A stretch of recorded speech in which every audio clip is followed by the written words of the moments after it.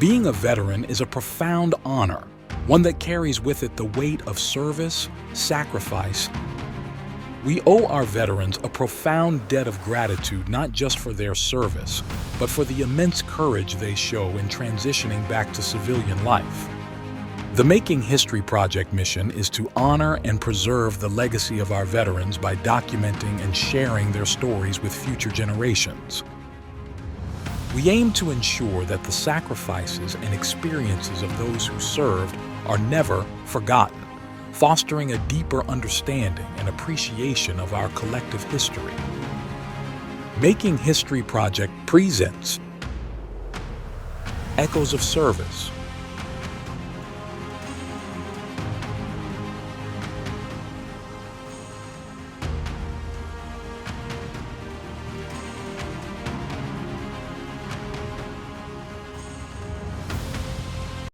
All right, you ready? I'm ready. All right, this is Patrick Russell. I'm interviewing John Gale for the first time.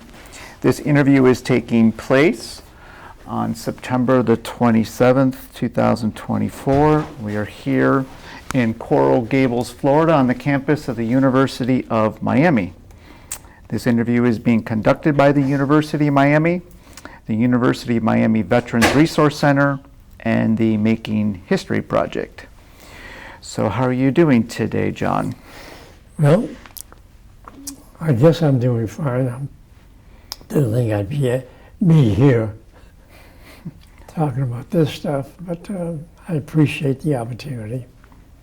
Very good. Well, it's nice to have you here. Let's start with when were you born? I was born on July 2nd, 1926 in Massachusetts. All right.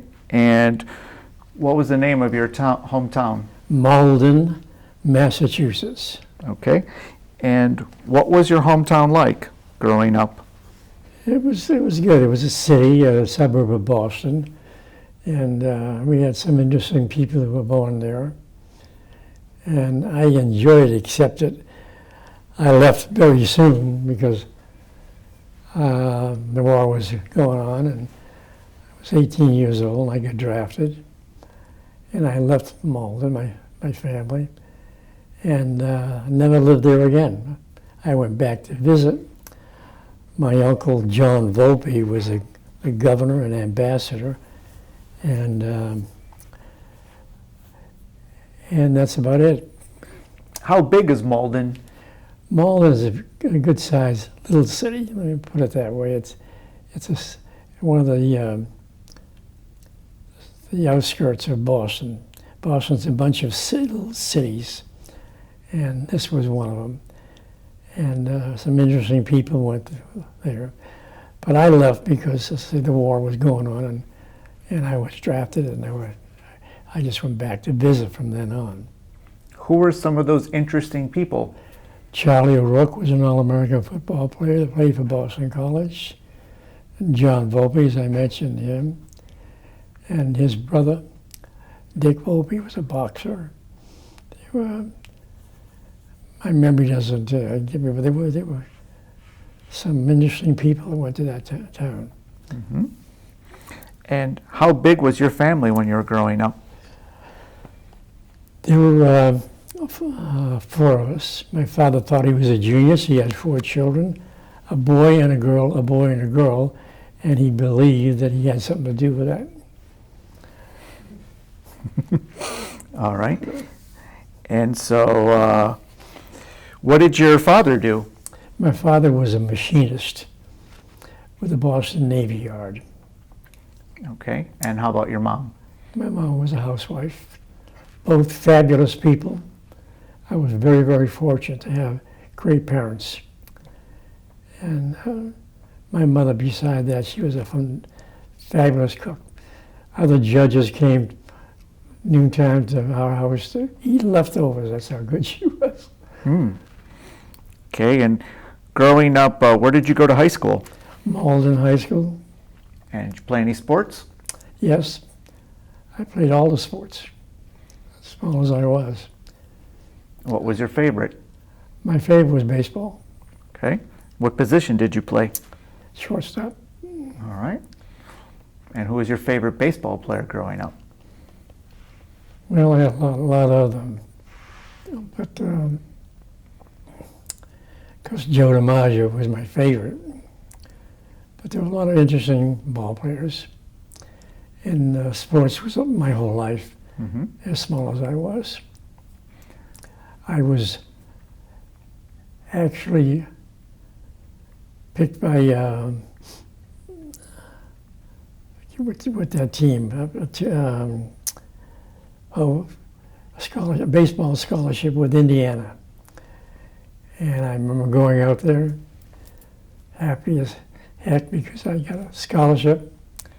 When I got there, they had 3 semesters out there, and I went the last semester. So we traveled by train then. I get off the train, and I hear band is playing. I said, what's that? What's going on? Like it's a parade or something? He said, yeah, the local school came in second in the state's finals, basketball. And I said, second? Little did I realize what I was getting into. The school that drafted me coach was Johnny Wooden, his last year there. And then when I saw how tall the guys were, I said, it didn't make any difference how good he shot, how fast it was. I wasn't going to make it there. So I played baseball. Did you have any other hobbies besides sports? Painting. Painting? Okay. Hobby of him. What did you like to paint? What? What did you like to paint? Oils. Okay. And you like to do like natural scenes or people? No, I didn't like people because people it's too exact and you couldn't satisfy anybody. And so I did sceneries and things like that. Okay. And then when did you end up joining the military? Well, I had no choice. I was drafted right out of high school. What year was that? 1944. Okay. So at that time, the United States was in World War II. Yep. And how old were you? 18? Just, All right, you just finished high school? just finished. All right. I And forget now if I was 17 or 18, but I was right out of high school. did other family members serve in the military? Well, my uncle, who was in the service, my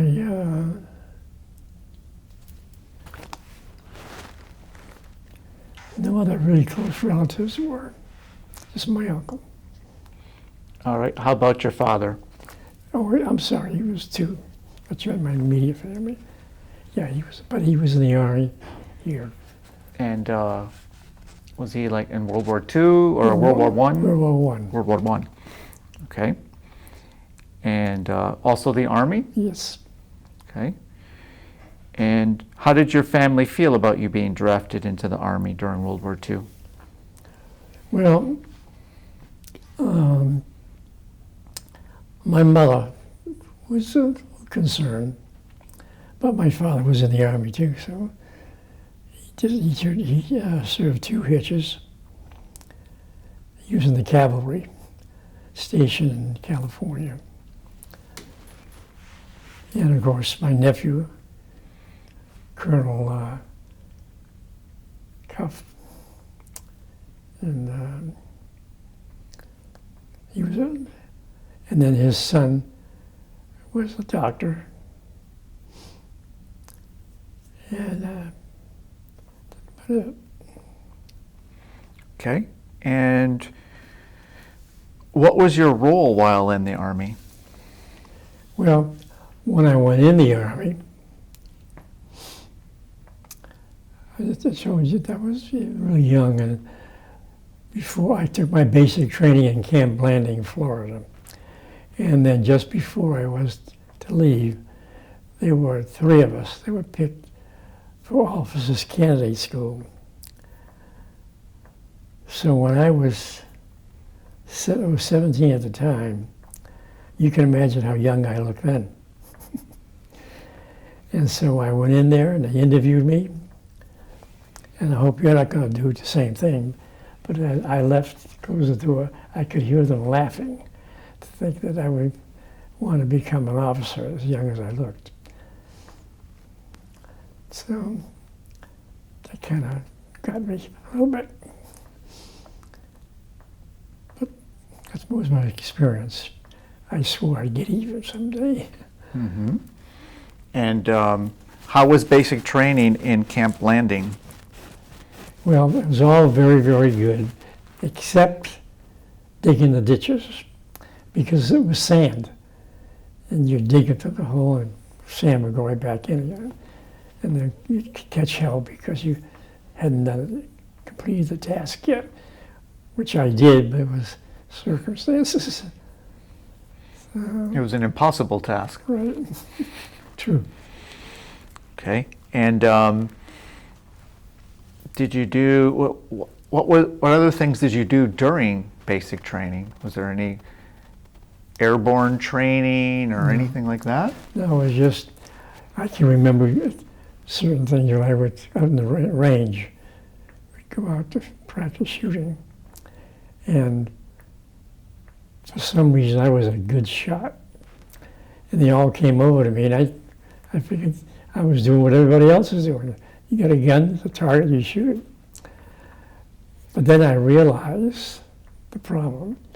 They said, "You're happy about that?" I said, "But you're going to see, you're a good shot, you're going to end up in the infantry." And so I started missing some shots because I didn't want to be in the infantry. I remember that experience. And what were you firing? Rifle M1. The M1 Garand. Okay. And what did you do after basic training? Then I was shipped over to Europe right away as a replacement. All right. And so you were in an infantry company? The first was. All right. And which company was that? The First Division. I'm the Big Red One. Okay. So the Big Red One. Do you remember what company you were in? Oh boy. It was headquarters company, but I can't remember. I don't remember that. Because I went over there as an infantry replacement, but then that's when they pulled me out. As soon as I got there, they pulled me out and sent me to Paris. All right. So what year was this when you were being shipped overseas? 1944. All right. Do you recall what was going on at that time in Europe? No. I know that MacArthur doing a good job, and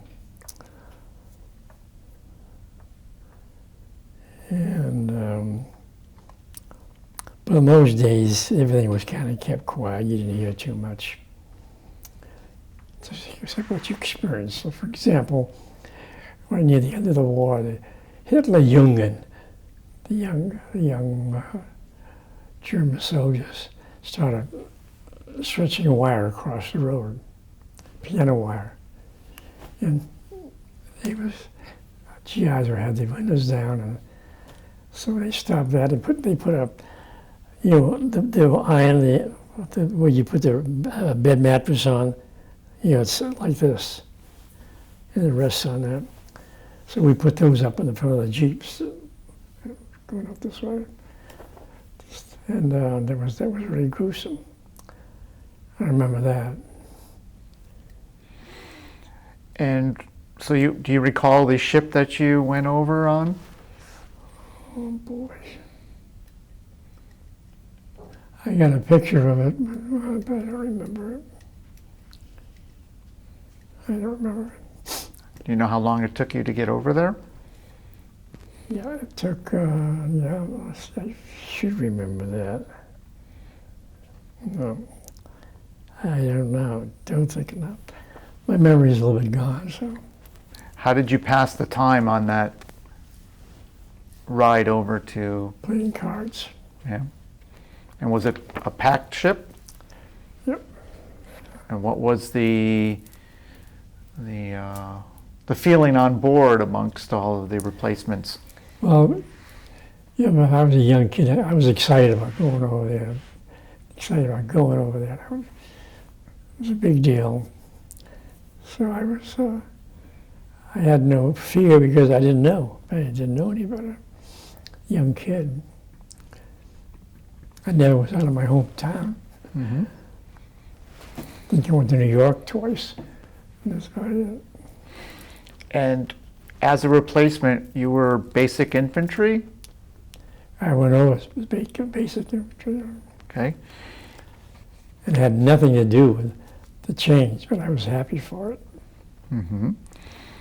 And so where did you land in Europe? Le Havre, France. Okay. And how was that?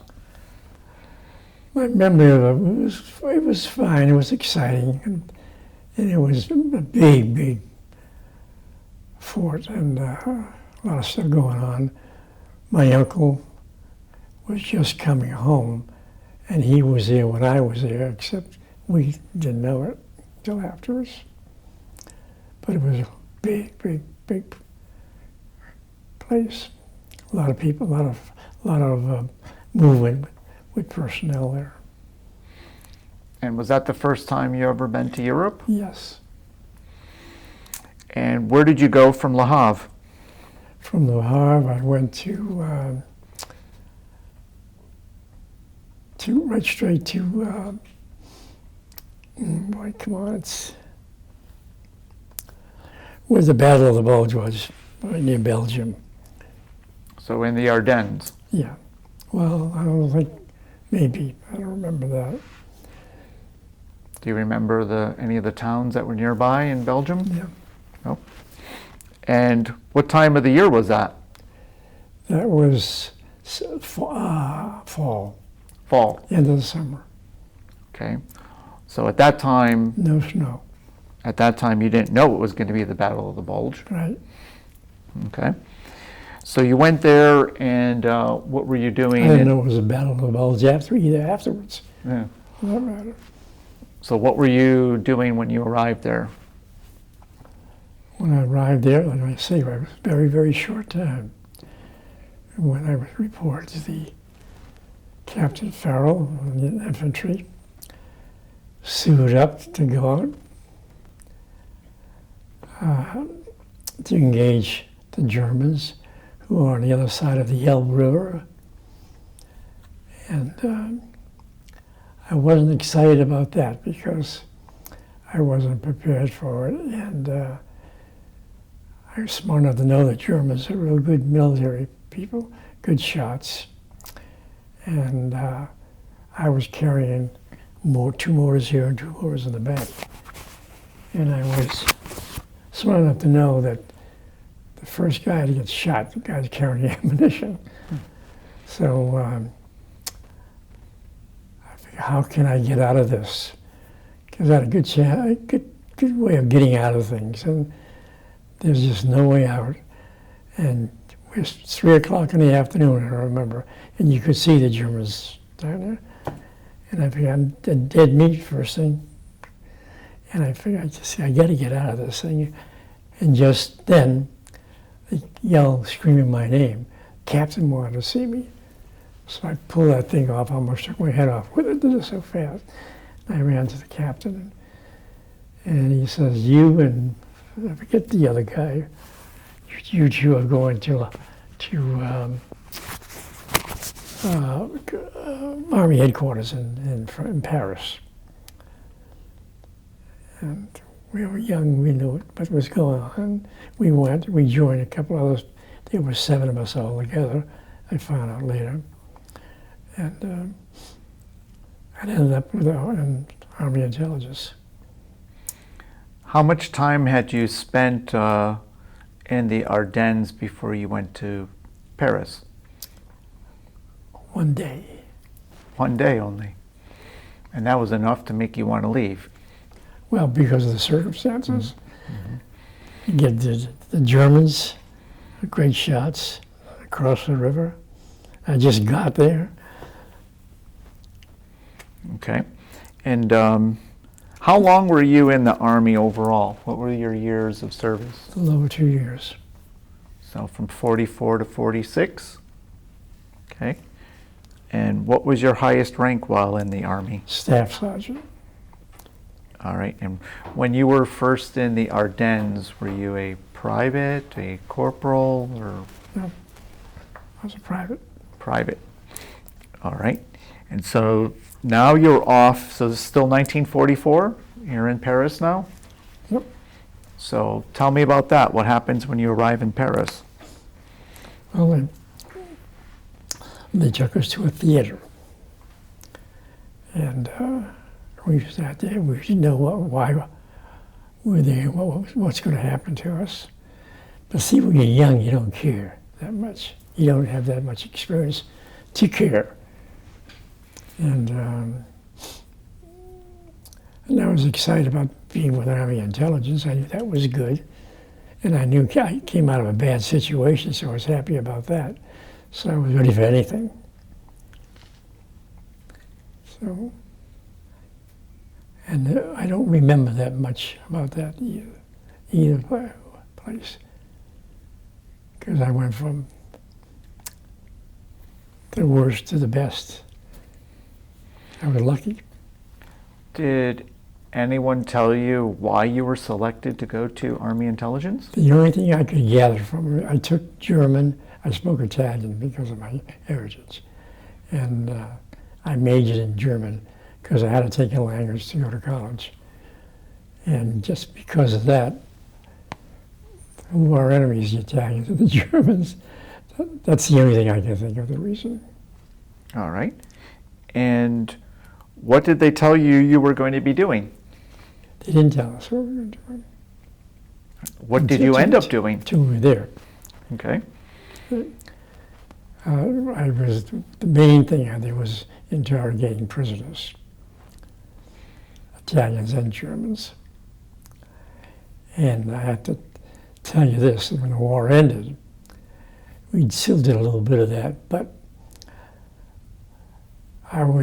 two of us were assigned to an outfit that went to Italy to look for places for the army cemeteries,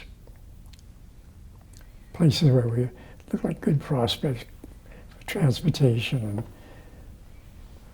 whatever they were looking for.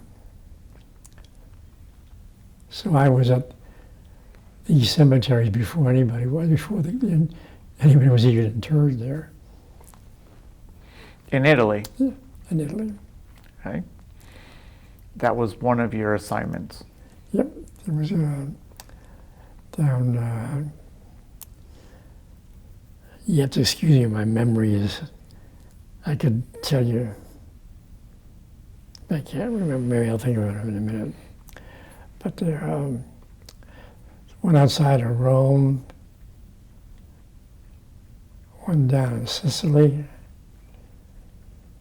and one up in the northwest part. Oh boy, I can't remember.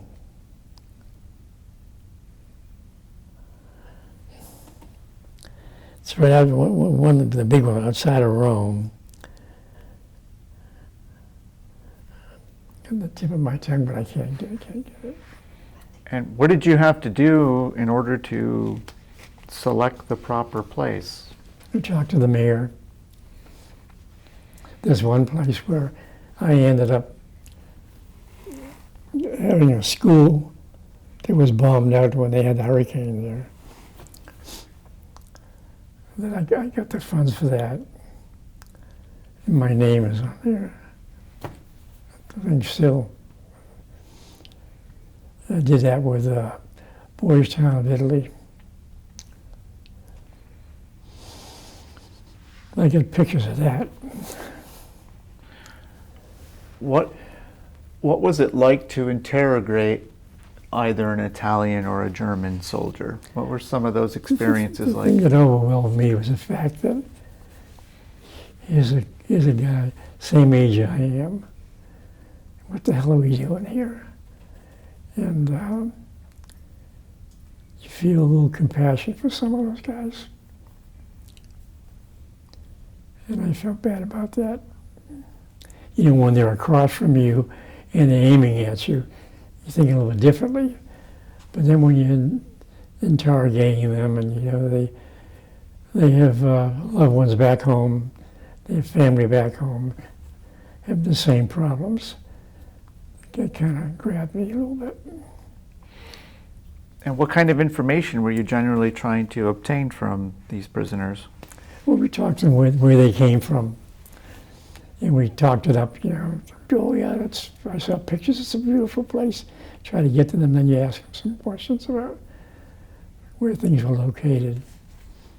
You know, and what kind of weapons he uses. Things like that. And the thing about it too also, you gotta remember we're doing this for the first time in our lives.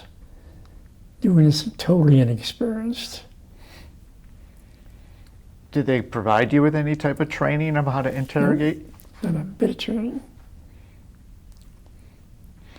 And did you ever have to interrogate officers? Yes. And how were they? Any They were different? guarded.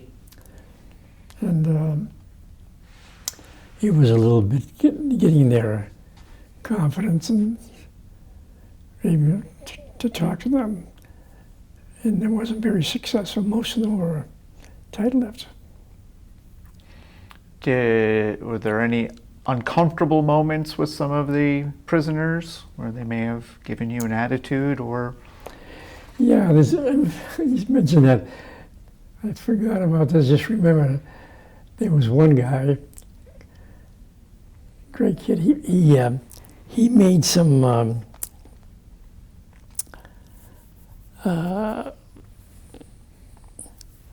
blotters, pens.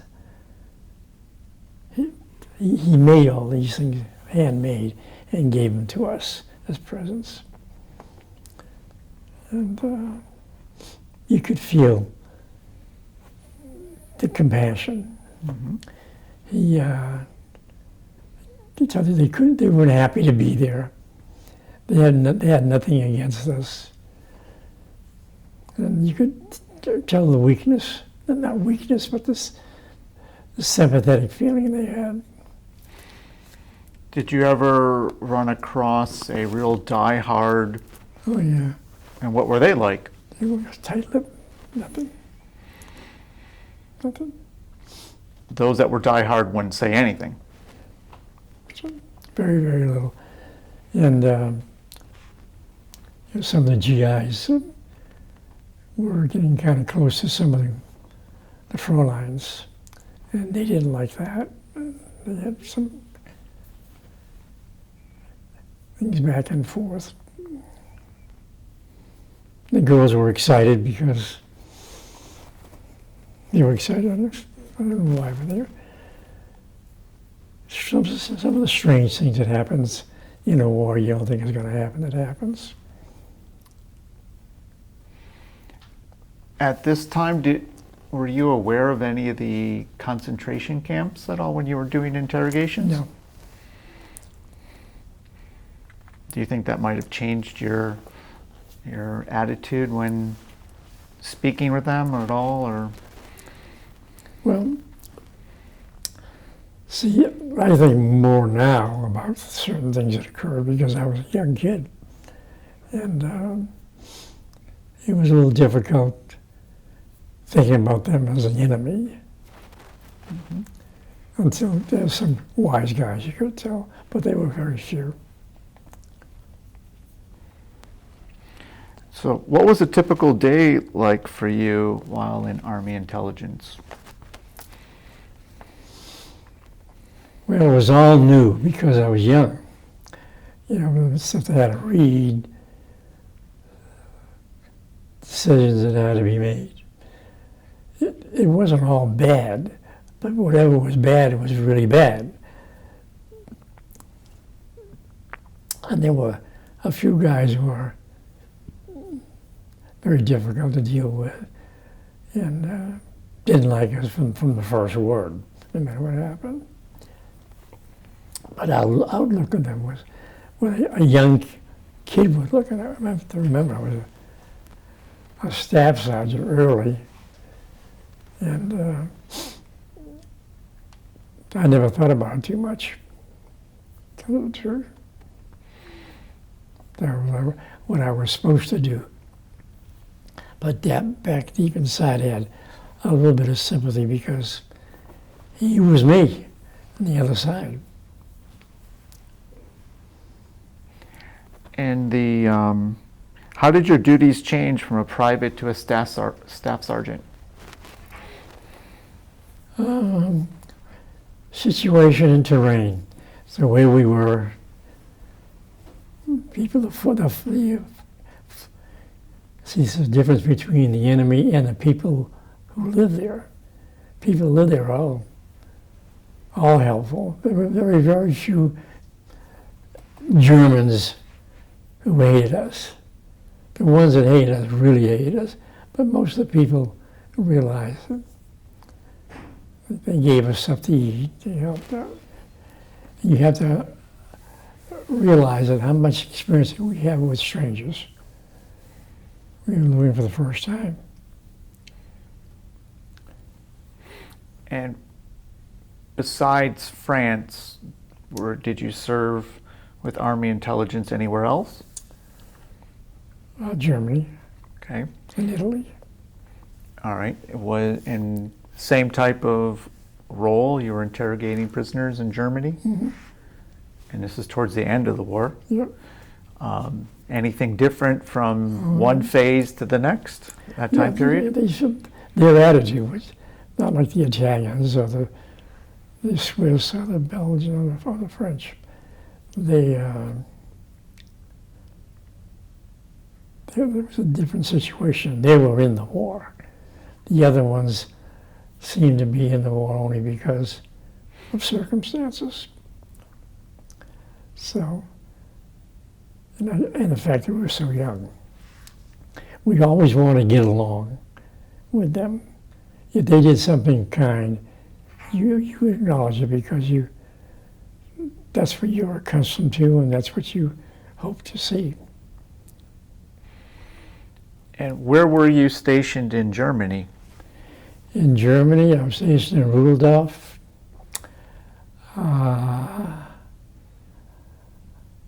Frankfurt, southern part of Germany, the Bayerische Wald, that's what they called it.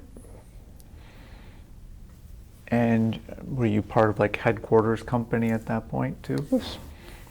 And what was the German landscape like through the ravages of war at that point? See, Germany was different. Germany was very organized and militarized. They knew what they were doing. They knew what attitude they wanted to have. They knew what we represented. So the treating back and forth different. They contested us in so many things, so many ways. Like near the end of the war, they were stringing wire across the road, as we talked about before. And we didn't know that. You know, the Americans used to like to travel with a Jeep, for example, with the window down. And they knew that. They strung a piano wire across and killed a lot of the GIs that way. And then we finally put the angle line up in front to break it. But Germans were different. As a matter of fact, when the war was over, they were still, the Hitler, Jungen, the young, they didn't want to end the war. Did not want to end it? The young ones. But they were different. The French and the Italians, they were sympathetic and they brought us food and things to eat. So with German civilians, How were they in general besides the Hitler Youth? All the Germans were difficult that way. There were none that were really friendly. You'd meet one here or there, but generally speaking, they were not like the French or Italian or the Belgians.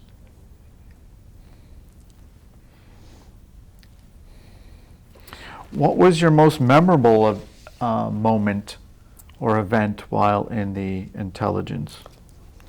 I'm trying to think. If I knew what questions you were going to ask me, I would have been thinking that direction. But I know there were some people who were kind to us, and I know some people that weren't. But I can't remember the details of where it happened. Because I came right near the end of the war, so things were changing then too. There were some that didn't like us, so they knew that what's going to happen. There were some that are happy because it was happening. Mm-hmm. And we did as kids, we just wanted to go home, that's all. We didn't want to be heroes. But there were some guys that do. So give you a little idea how it was different. And early on, we were staying with some GIs, and one guy from New Jersey, this was typical. He lost some members of his squad. And I'll never forget, he put a skull cap on, put a knife here, and had a small the 45, and had a carbine. And he went out in the rain to find those guys in strange country. And I was in awe of him, unbelievable. And he went and he came back with those prisoners, those guys. He saved them, didn't want to talk about them. He wouldn't even tell the guys he saved what he did, but he brought them back. Crazy things that he did. And this was where? In Germany. So a member of his own squad went missing, and he found them. No, there were several from our squad. Capozzi, that's his name was. He's from New Jersey. Took the steel helmet on, put a little skull cap now that all the blacks wear now. Yeah, Mm-hmm. Yeah. See, you have to sit and recall. A lot of that stuff you just dumped it. And only when you start talking about it does some of it come back. Crazy things. We have one guy, former pro football player, Sorrentino. His group was going out, and there was a second wave search. There was search for any evidence of anything, anybody who's prisoners that can't walk and all that kind of stuff. And they have a name for it, which I don't recall. But he would go in to search. And I can remember him going in one place. And, you know, in Europe they have these wardrobes with the inside's a mirror where you used to get dressed in front of the mirror. He goes in there to search, and he sees something move, and right away, and it was his own reflection. It was a mirror. So what do you expect? You don't know who the hell is, if it's real or, and not only that, most of the guys had no experience. What did we know? And I was all excited about going with Army intelligence. But I didn't complain about it because it was better than, because there's no question I would not have come back. That first episode. In the Ardennes. And what were you doing on the day that the war ended? And where were you? I was in southern Germany, near Switzerland.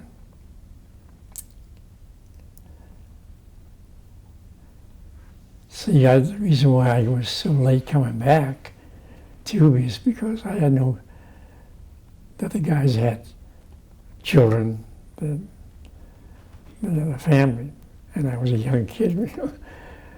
So I was doing it near the end. But you see, I was experiencing things for the first time, things I never even heard of. So my reaction to them was a little bit different than some guys been around. I never had a gun in my hand.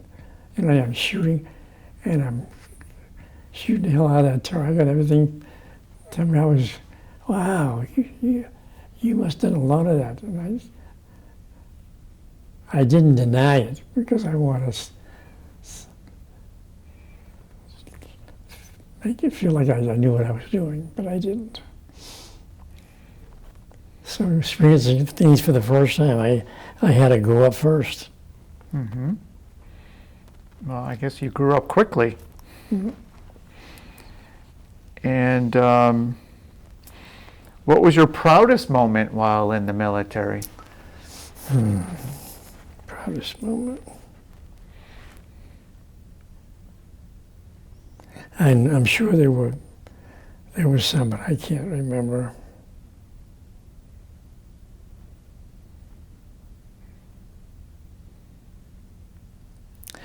I can tell you one thing. When you're young and you're in the service, the most important person in your life is your mother. Not your father, your mother. Because I wrote to my mother every day, practically. And, by the way, when I went to Paris, I couldn't tell anybody. I couldn't get an email, couldn't send an email. And my mother thought I was dead when she finally found out.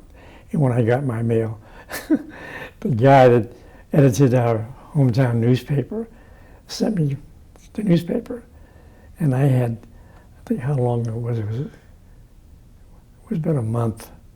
I got a month's worth of newspapers all lined up, and I just had to spend my time, the dates and all that, I remember that.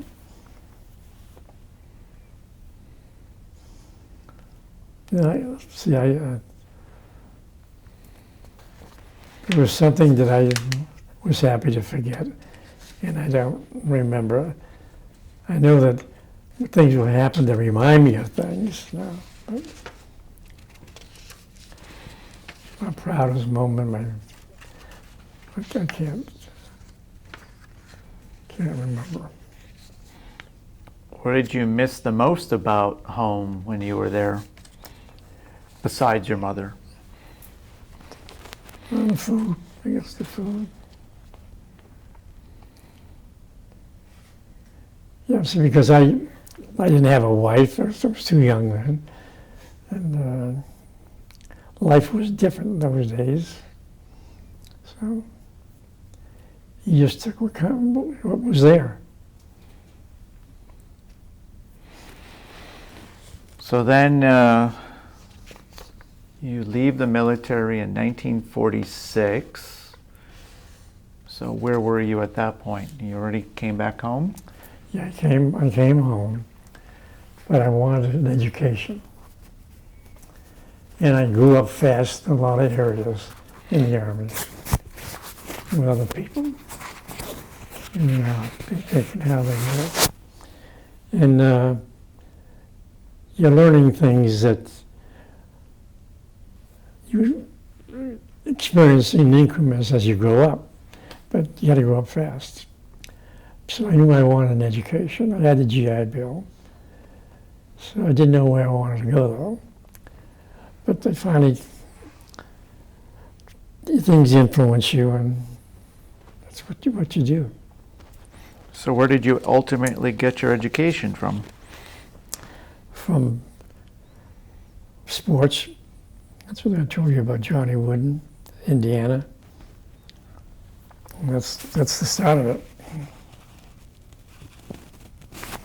And I, from art, I went to Emerson, to radio and television. And then from that, I went to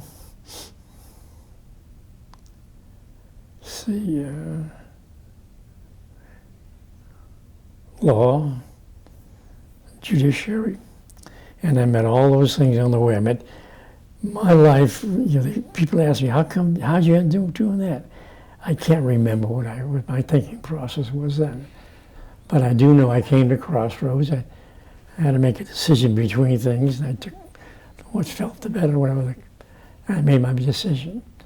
And as I look back, I wonder why. I question myself about why. And just circumstances. Just felt more comfortable. And that's why I wonder if you told me that I was going to end up as a judge, I'd laugh at you. As a matter of fact, one guy from Louisville knew me. When he went back home, he told me, he said, hey, I met John Gale. He's down in Miami now, and guess what? He's a judge. He says, he's a judge. How did you get there? I met circumstances and I made a decision. So, your undergraduate, when did you graduate undergraduate from Emerson? Emerson in 1950. Okay, 1950. Oh, when did I graduate, though? Mm-hmm. That's when I went there. 2 years, I went there 2 years. So 52? Okay. I And graduated from there. And you got a degree in what? Speech and English. All right. And what did you do from there? From there, I got a job in Boston at WTAO in Cambridge. And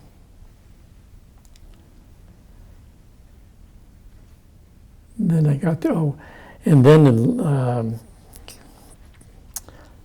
I was in Louisville, as I told you, and I trying to think of train of thoughts from one thing to another. It's very difficult to look back. Well, you had your own television show, right? Yep. In Louisville? Yep. What was that called? John Gale Show. And what was that show about? It was like the Tonight Show. Okay. You were the host. First, right? Okay. And what made you get into that? Well, I went there to do it as a disc jockey first. That's how I started. And the news, I still did that. Then I got the opportunity to do my own show, and I did that. And then I found out that the politics in that kind of a show was too much. And the guy I played golf with was a lawyer. And I figured this guy can do anything he wants. He can go and play whenever he wants. And that kind of life kind of appealed to me, and decided to go to law school. So it's just a matter of meeting the right person on a golf course, and that set you off on your legal career? That started it. Then I looked a little bit more, you look more at the law. Okay. So you went to the University of Miami School of Law. Right. What year was that? That was 1955. All right. I graduated in 1958. And you're here on campus now. Law school look a little different? It was brand new. Yeah? How many people were in your class? Oh boy, I don't know, but it wasn't bad. It wasn't. I can't remember how many. Great bunch of guys. I enjoyed it. I enjoyed the law school. Mm-hmm. And do you know or feel if your military service impacted you as a civilian or a student? It impacted me in a lot of ways. How so? It impacted me in discipline. It impacted me in how bad things can get. You know, when you're a kid, everything is holiday. And there's no question about it, that it's impacted.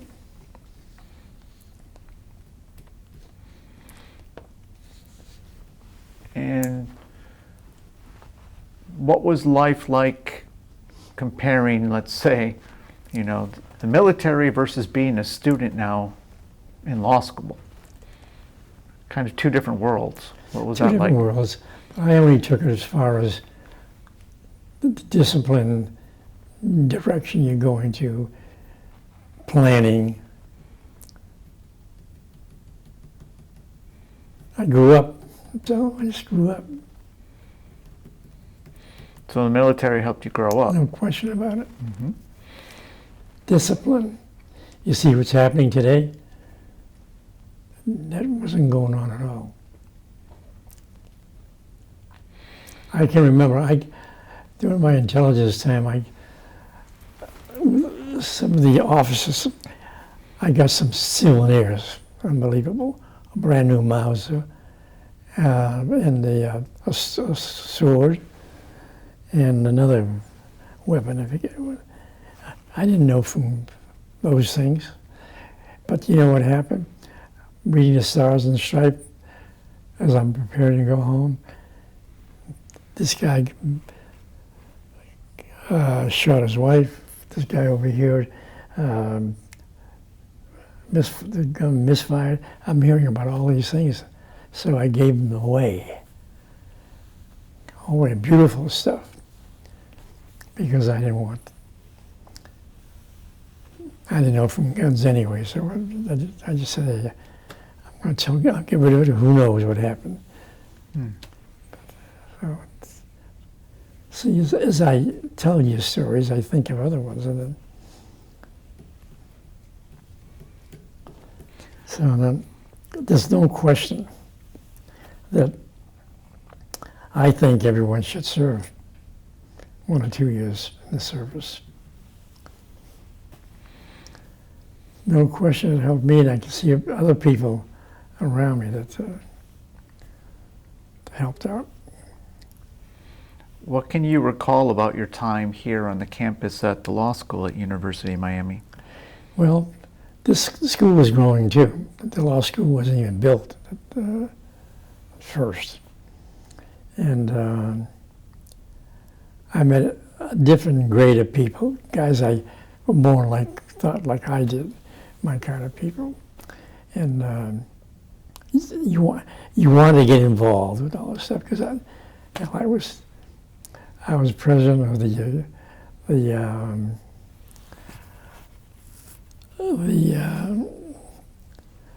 I can't remember the names of these organizations, but I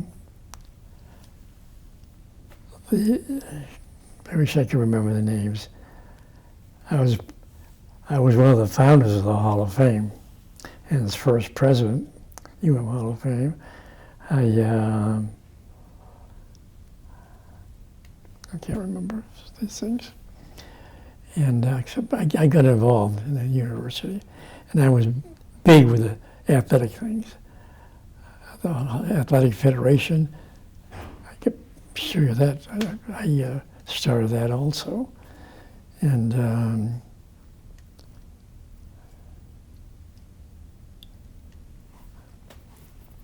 so you were involved in the Athletic Hall of Fame? I was involved with athletics all the way. Ron Frazier, I built I had built the dugout, our dugout, and I got a firm. I can't even remember that firm. The firm to do it free.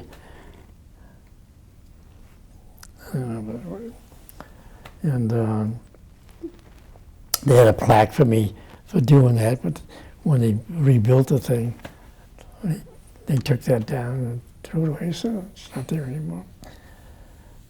But I was very, very involved in the athletic program. I used to have on Tuesdays, every Tuesday, in my chambers, I'd have Stellenberg come over and give the prognostication of things that are going to happen. Let's explain what happened with the game. I arranged for the parades downtown, the ticket tape parade, and a lot of stuff. I just can't remember it all, but I was heavily involved. I raised a ton of money for the school, too. So after law school, what did you first do? After law school, I worked as even while I was in law school. Then afterwards, I was a clerk for a federal judge, Judge Choate. Did that for 3 years. And that was very good, too, because he was great, very bright guy. Learned a lot from him. So that's where I started. And then I went with a firm, and the rest is history. Well, you skipped a bunch. Well, So what type of law did you practice? federal practice, see, because I went to work for Judge Choate in the federal courts. Okay. So civil matters. Both. So, Okay. because the federal courts handle both of them. But when I went on a bench myself, I was in the civil. Okay. And how long had you been a lawyer before you became interested in becoming a judge? 13 years. All right. And what prompted you to decide that you were interested in becoming a judge? That's a good question.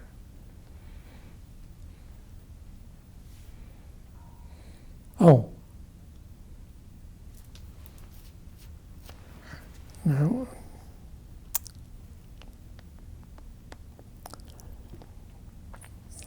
I think that Judge Choate was a big influence on that. I never thought that much about it. Like I say, situation and terrain, circumstances dictated most of it. Back then, did you have to run or were you appointed? I ran all times. And did you run for county court or circuit court? Circuit court, started right at the top. Okay. And you And won then your first election? Yep. And I became the administrative judge. Okay.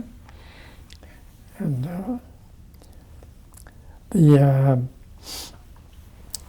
see that beautiful girl over there? She's a judicial assistant for several judges. And she can tell you the reputation I had. And I enjoyed being a judge. It was easy, and I enjoyed it. And I think she'll second it. I improved the court tremendously. I really liked that business, and I didn't like some of the things that were going on. And did I improve it? Absolutely. And how long did you serve as a judge? 20 years. All right. And when did you retire as a judge? 1991. All right. And what did you do to improve the court? Where do I start? You know, for example, Your top 3 things. the top thing was you couldn't fool around and jock around and get the judge that you want. I eliminated that. Mm-hmm.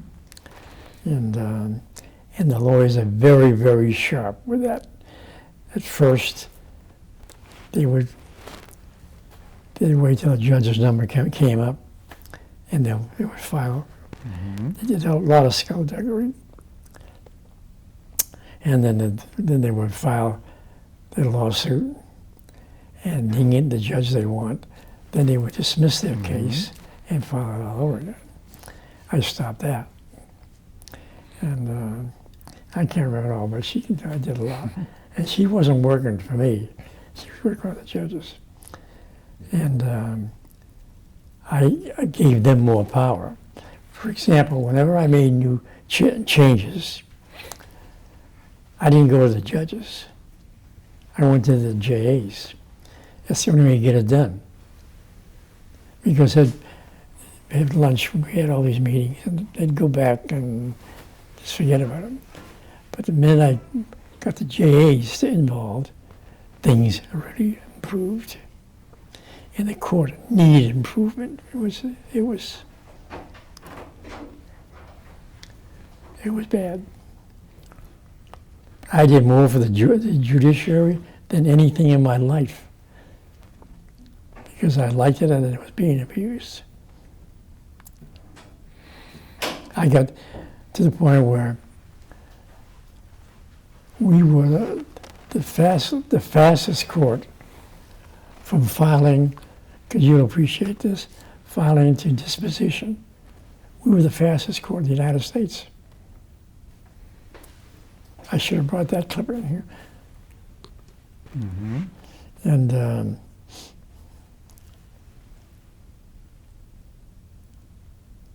it's like Biden now. Changes everything. I have to start all over again. Here's some horror stories going on there now. So what do you think about the building of a new courthouse? Overdue. Way overdue. And they could do it. And way overdue. What was one of your most memorable cases as a judge? It's got to be one of those. And one that comes back, the funniest one anyway. I had this case where a court reporter was accused of accosting a little girl.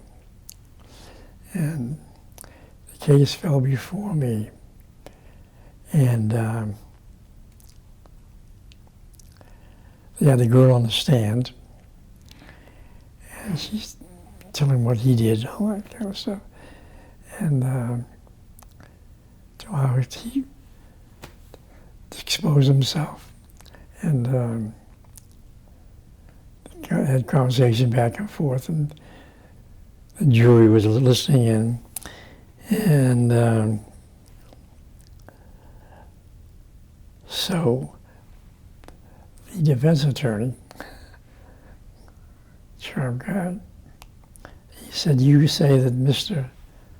I won't say his name, but exposed himself." So he's trying to discredit her. He said, "Do you ever see a man's..." And she says, "No." Was it big or small? She said, "It was big." She said, "Well, how big was it?" She said, "Was it small?" No, it was big. How do you say big? Well, this is small, this is big, this is big, something like that. And the jury went crazy, laughing at it. And so they looked at me. And I said, "The court will take notice." That's big. I'll never forget that one. Mm. And you want to know something? The mother of the girl was so disruptive during that whole thing that they found him not guilty. So that's what I remember. Mm. And then what did you do after retiring from the bench? She retired. So it was time to get married. And that's the one I married. All right. So you got married. And I have two Jewish people in the same family.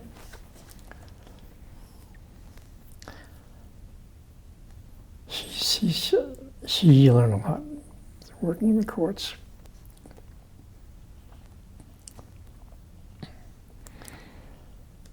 what do you do now to keep yourself busy? paint. You still paint, your passion. Well, I didn't paint for long after that episode when I was going to college.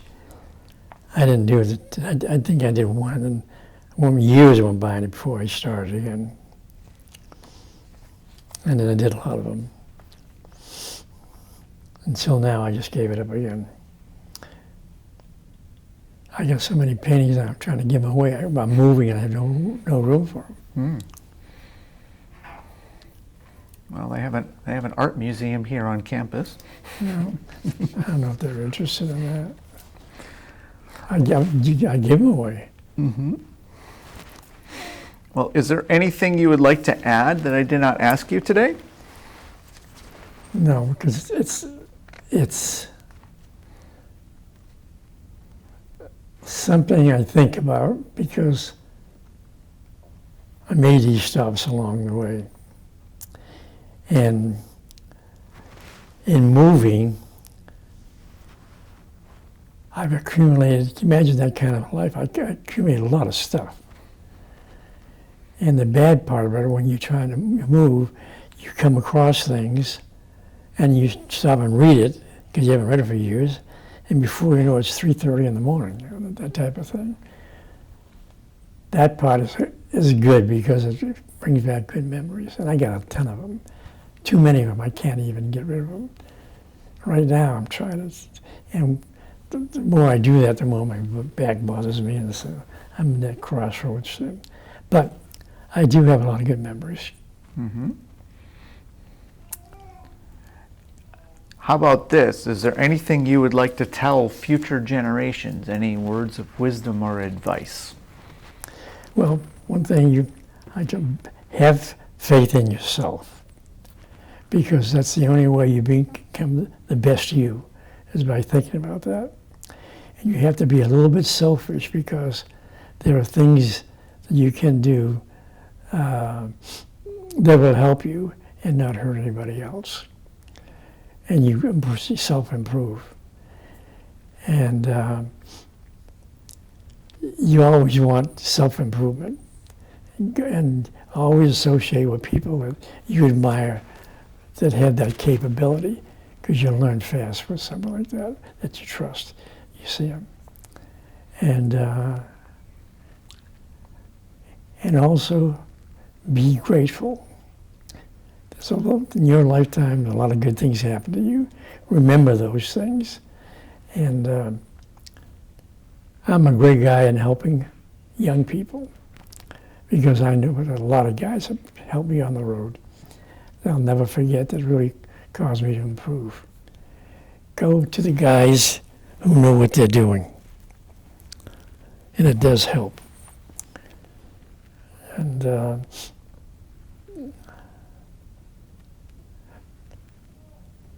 you have to have people who are older and tried and true as examples, because you're never going to make it by yourself. You have to have experiences, and that's how you get them. Just like painting. Malden High School, where I went to, I had to take art because it was wartime, and they were making posters of the war and everything. And so I took that class, the best thing I ever did. But I had a great teacher. So I made more posters and all that kind of stuff. And that's what got me started. That's the only training I had, was her, high school. And the one when I went to college, she couldn't even, she couldn't even come close to that. And I was lucky. And so years later, I decided I wanted to do it. But you have to have heroes. And I had them. And if someone comes to you and wants advice like that, young people, the best people in the world are those who stop and listen and help a young person come along. I've had more people that came back to me achieved great things in their life, and I'm glad that I had some part of it. So, just like right now, just yesterday, I moving some of her things down where I am right now, and I just got through moving some things, and so I need to move some other things. Then I need a mover. So I called this one guy, and I said, look, I want to pay for it all. And I said, after what you did for me, I'm going to take money from you. Out of the blue, things like that. There are some people who forget, but there are a lot of people that remember. And I have a lot of those, and I'm just so happy about that. Mm-hmm. Right? Absolutely. Well, that sounds like some great advice. Paying it forward, right? All right, well, John, I want to thank you so much for speaking with me today My pleasure. and sharing your But story. I had no idea what the hell the university was calling me for. Well, I want to thank you for sitting down, sharing your story, and for everything that you have done for our country. All right? And go Canes. Come Canes. I'm happy I went to the University of Miami. I had a lot of fun here. But I had a lot of fun in both places. Indiana, but the were great. And even here. But I got to athletics here. That was my passion, Miami. We say go Canes. Close with that. Mm-hmm. The honor of being a veteran is not just in the recognition by others, but in the deep personal pride of having fulfilled a sacred duty. In celebrating veterans, we acknowledge the strength, resilience, and integrity that they represent. Through dedicated research, heartfelt storytelling, and community engagement, it ensures that the legacy of service endures and that future generations never forget the courage and dedication that have shaped our world. The Making History Project is dedicated to honoring and preserving the voices of our veterans. Thank you for your support.